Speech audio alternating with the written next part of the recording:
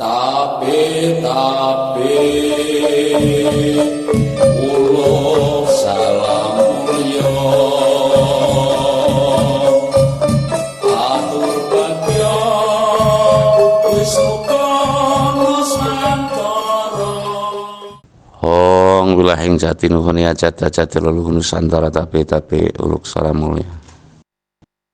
Ini saya dalam perjalanan spiritual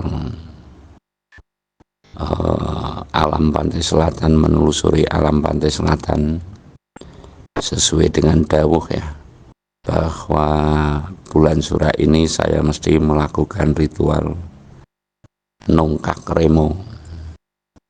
Nungkak remo itu ya untuk pensucian para kesatria yang mau menjadi kesatria, para kinasih ing pangeran, mungkin itu Ratu Adil, sebelum memakai mahkota semestinya disucikan dengan air alam pantai selatan. Airnya apa juga belum dapat namanya, yang jelas ritual nungkak remo. Jadi pada prinsipnya kita sebagai orang Jawa ya, tetap kudu andap asor ing tembe bakal luhur wekasane. Kasunyatanya walaupun kita itu tuan rumah seluruh agama, namun sekarang kita itu terdoktrin oleh ajaran agama. Banyak anak cucu Nusantara yang terdoktrin oleh ajaran agama yang kemudian nungkak kromo. Nungkak kromo itu ya berani kepada orang tua, lalu berani kepada saudaranya, lebih berat terhadap ajaran mancanegara. Dan banyak tuh sekarang anak-anak yang mengajari orang tua kebono sugudel dan sebagainya lah. Bagi adab kami atau tata krama kami sebagai pribumi Nusantara itu merupakan hal yang keliru atau orailok atau pamali atau pantangan yang namanya anak kecil menjadi penceramah lalu mengajar orang tua atau menjadi brahmana. Mengapa? Karena belum usianya, belum tahapannya. Nah, kali ini saya akan sekilas membaca ya dampak dari semua itu, bahwa membaca Candra Senggala, bukan Surya Senggala namun Candra Senggala 1958 Saka atau Jawa.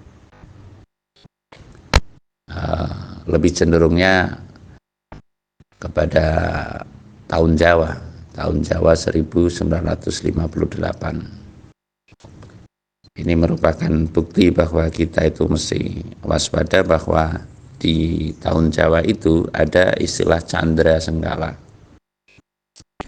Candra Senggala untuk tahun ini itu merupakan sebuah wacana tahun ke depan atau tanggap warso ke depannya kita akan seperti apa, bahwa ada Candra Senggala atau bacaan angka yang menyebutkan Pandito Yekso Manukswo ing Jalmo. Sekali lagi, Pandito Yekso Manuksmo ing Jalmo. Lah, menyikapi sekarang itu bahwa bangsa ini ya sedang diricuhkan, sedang diombang-ambingkan oleh perang nasab. Berawal dari perang nasab ini mungkin ada arah ke depan yang terjadinya perang Brahmana. Saya enggak mengatakan perang kiai atau perang agama, enggak, perang Brahmana. Sebab selama ini masih banyak yang namanya umpamanya Gus Ikdamania, umpamanya Gus Muwafiq mania, namun belum ada yang berani mengatakan bahwa Jawa mania, belum ada. Karena apa? Tertindih oleh ajaran-ajaran Mancapraja yang lalu seolah-olah kita itu kerdil sekali, tidak memahami ilmu pengetahuan dan apalagi teknologi. Padahal kalau kita mengungkap atau melihat ke belakang, zaman dahulu kala kita sudah bisa membuat candi-candi yang sempat tercatat menjadi keajaiban dunia, di antaranya Candi Borobudur dan Candi Prambanan. Saya akan mengulas sedikit, kita waspada ke depan bahwasanya gonjang-ganjingnya tahun yang akan datang niscaya akan lebih dahsyat ya, bukan lebih parah, namun lebih dahsyat. Perang nasab ini mungkin yang berujung kepada perang Brahmana. Nah, karena banyak mania-mania, umpamanya muhibin atau yang disebut ya muhibin. Nanti kalau saya mengatakan Habib mania itu kurang pas ya. Lalu para juragan ziarah Wali Songo mungkin yang lama-lama mengaku duriah Wali Songo ya.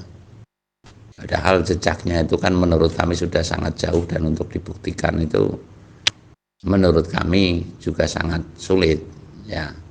Adapun yang namanya DNA dan sebagainya juga belum tentu juga, karena yang memutuskan adalah manusia, padahal semestinya kita berkiblat yang memutuskan itu adalah Tuhan Yang Maha Esa. Dengan keyakinan kita, dengan dilihat dari tindak tanduk dan bukti nyatanya kalau menjadi kekasih Tuhan, tentunya bisa membuktikan mengubah keadaan dari yang jahiliyah kalau istilah Nabi atau yang porak-poranda menjadi yang tentram, damai, sejahtera lah. Sekarang nyatanya kebanyakan itu yang damai, tentram, sejahtera dibikin porak-poranda. Nah, ini kasus nyata, nggak bisa dipungkiri. Nah, kali ini saya akan menyampaikan sekelumit bahwa perang Brahmana dan umatnya atau pengikutnya itu perlu kita waspadai. Rujukan kami, janganlah kita ikut-ikut, janganlah kita itu mengikuti peperangan yang demikian yang menyebabkan nanti kita terombang-ambing dalam keadaan. Sebab yang namanya perang, apapun alasannya, itu tanda orang yang tidak bisa mengendalikan hawa nafsu ya. Hawa nafsu yang termaksud adalah amarah.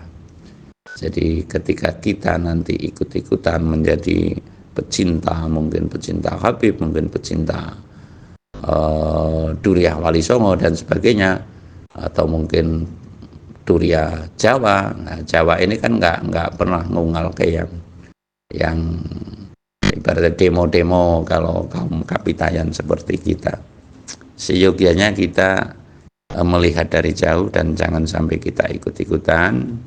Mengapa? Ini akan membahayakan dan akan menjatuhkan perbuatan kita semua, amal kita kalau istilah kiai, atau dharma kita kalau istilah saya, yang menyebabkan kita itu hancur kumur-kumur dalam tatanan spiritual. Jadi intinya kita tetap turut menghening agar bangsa dan tanah air ini tetap dalam kondisi yang damai, tentram, sejahtera atau kondusif, dan kita tetap lebih mengedepankan, mendekatkan diri kepada Tuhan dengan cara-cara bersemedi atau dengan cara mengheningkan cipta, lalu ngurumat weton di kala hari kelahiran kita itu melakoni tirakatan. Nah, itu kunci pokok, karena gonjang-ganjing perang Brahmana beserta umat, beserta pengikutnya, kemungkinan besar, saya tidak memastikan, akan terjadi setelah peralihan surah ini. Jadi intinya kita patut waspada. Semoga tutur kami ini tidak menimbulkan keresahan, namun keberhati-hatian. Saya rasa demikian. Terima kasih. Sirap